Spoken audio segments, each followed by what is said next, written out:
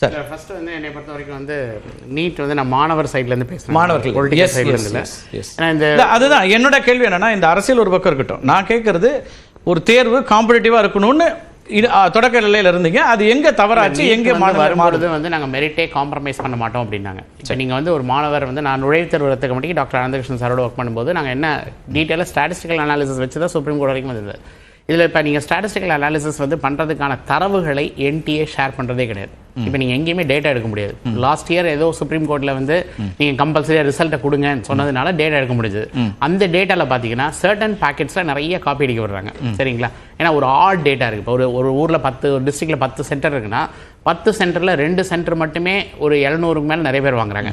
மீதி சென்டரில் இல்லைன்னா அப்படி ஸ்கேட்டர்டாக அப்படி எல்லாரும் ஒரே இடத்துல வர்றாங்கன்னா அந்த சென்டர் மேலே நமக்கு நிறைய இந்தியா முழுவதும் நடக்குது.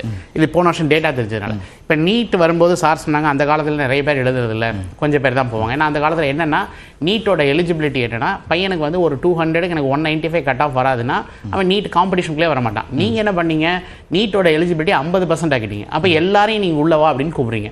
இது ஒரு வணிக மயமாக்கல்ல கல்வியில் வந்து இந்த சூழலில் வந்து நீட்டோட கட் ஆஃப் வந்து பார்த்தீங்க அப்படின்னா இப்போ நீங்கள் வந்து ஒரு எக்ஸாமினேஷன் எழுதி ஒரு மார்க் எவ்வளோ மினிமம் ஒரு குவாலிஃபைட் அப்படின்னா 20-20ல் 37 கொஸ்டின் இருந்தாலே அவன் நீட் குவாலிஃபைட்.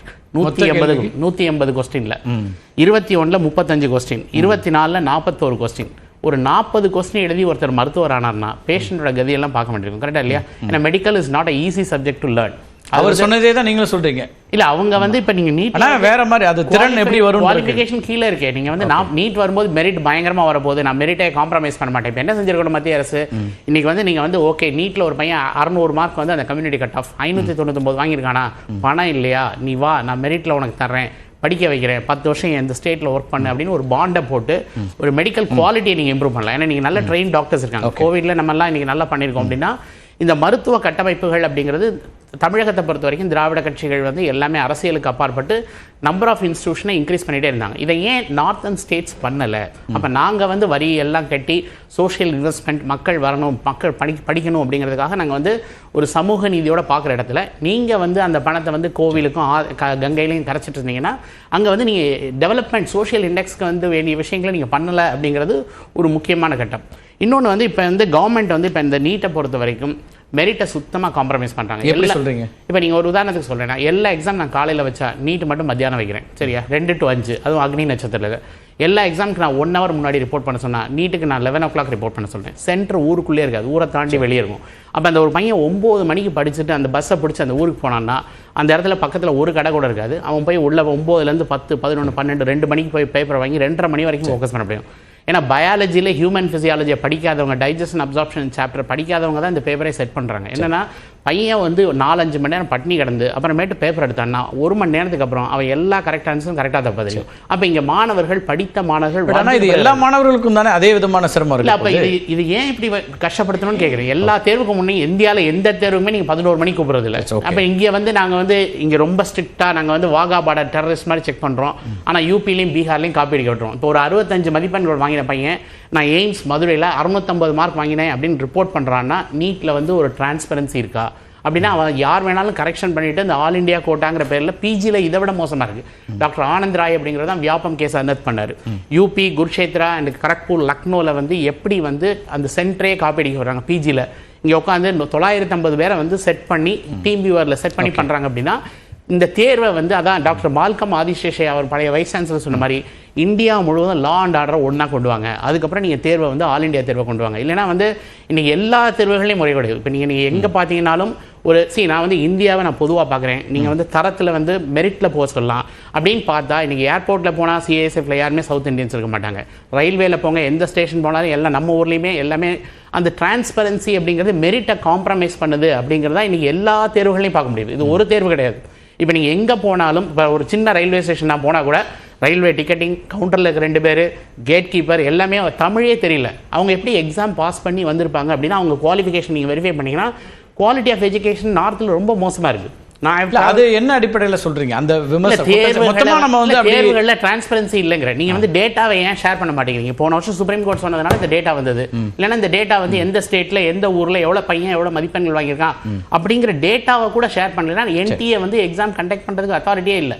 ஏன்னா ஃபர்ஸ்ட் வந்து என்டிஏ வந்து அவ்வளவு குவாலிஃபைடா அப்படின்னு பார்த்தீங்கன்னா இது மட்டும் கிடையாது. இப்போ சியூடி எடுத்தீங்கன்னா காமன் யூனிவர்சிட்டி டெஸ்ட்டில் வந்து நான் 23ல் 10 பேப்பர் கொடுத்தேன், 24ல் 6 பேப்பர் கொடுத்தேன், இப்போ 25ல் 5 பேப்பர் கொடுக்குறேன். அப்படின்னா பையன் வந்து சென்ட்ரல் யூனிவர்சிட்டியை போய் சேர முடியாது. கட்டமைப்புகள் எல்லாம் இருக்குது, சென்ட்ரல் கவர்மெண்ட் எல்லாமே இருக்குது. ஆனால் உள்ள நுழையிறவனை நாங்கள் வந்து ஓட விரட்டும். என்ன அடிப்படையில் நீங்கள் அட்மிஷன் போடுவீங்கன்னு கேட்குறாரு அவரு.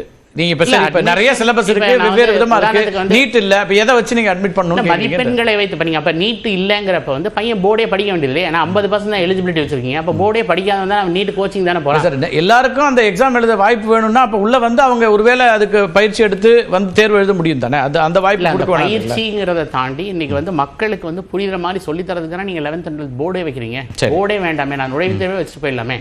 இப்ப இல்ல, இப்ப மற்ற ஸ்டேட்ல அதான் பண்றாங்க. இப்ப நீங்க போர்டே தேவையில்லை, படிக்க வேண்டாம். எல்லா இடத்துலயும் இங்கேயும் 8ஆம் கிளாஸ்ல இருந்து ஆரம்பிச்சாங்க. நீட், ஜேஇ எல்லாத்துக்குமான கோச்சிங் தான் மெயினா இருக்கு. அப்புறம் போர்டு எக்ஸாம்ஸ். புத்தர் சொன்ன மாதிரி ஆசை தான் அழிவுக்கு காரணங்கிறதுனால இந்த ஐயா எந்த கம்யூனிட்டி இருந்தாலும் 7000 சீட் மேல கிடையாது. இதுக்கு தான் காம்படிஷன் லட்சக்கணக்கில் ஓடிட்டு இருக்கு.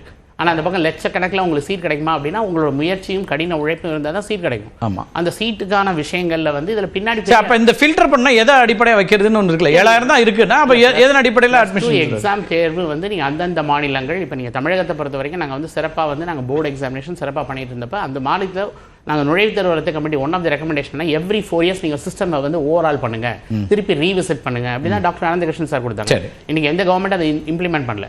நீங்க 6th வந்து எனி ஒரு ஸ்டாட்டிஸ்டிக்கல் டேட்டா எடுத்து இந்த டேட்டா வழியே என்ன அவுட்கம் வருதுன்னு பார்த்து அதை நம்ம ரீவிசிட் பண்ண வேண்டிய காலத்தின் கட்டாயம். ஏன்னா ஒரு புதுசாக மாற்றும் போது தான் அடுத்த ஒரு முறைகேடு நடப்பதற்கான ஒரு நம்ம வந்து ஒரு ரூமை வந்து எலிமினேட் பண்றோம். அது கமிட்டியில் வந்து ரெக்கமெண்ட் பண்ணியிருந்தாங்க. இப்போ இதுல வேற என்ன முறைகேடுகள் அல்லது நீங்க இந்த மனமாற்றத்துக்கு அடிப்படை இது ஒண்ணுதானா? மெரிட் இல்ல, வேற மாதிரி இருக்கு. மெரிட்க்கு பயங்கரமா காம்ப்ரமைஸ் ஆகுது. பிஜியில் வந்து யூஜி கூட பரவாயில்ல, நீட் பிஜி பயங்கர மோசம். 50% மாணவர்கள் வந்து ஆல் இண்டியா கோட்டா கொடுத்தாச்சு. தமிழகத்தில் உள்ள கட்டமைப்புகள் எல்லாம் இந்த இடத்துல வந்து எல்லாருமே மெரிட்ல வர்றதுல காப்பி அடிச்சு வர்றாங்க. காப்பி அடிச்சு வர்றாங்கிறதுக்கு எனாமஸ் எவிடன்ஸ். மெரிட் தான் தேவைன்னு என்ட்ரன்ஸ் வைக்கிறீங்க, ஆனா அதுவே காம்ப்ரமைஸ் ஆகுது. ஒரு தேர்வை ஒழுங்கா கண்டக்ட் பண்ண முடியாதவங்க நீங்க விட்டு கொடுத்துட்டு போறதா நல்லது அப்படிங்கிறது. ஏன்னா தேர்வை நல்லா பண்ண ஸ்டேட்டு கொடுத்துட்டு போயிடலாம். இதில் வந்து சார் சொல்கிறதெல்லாம் நல்ல வேலிட் பாயிண்ட்டாக தான் டிஸ்கஸ் பண்ணுறாங்க.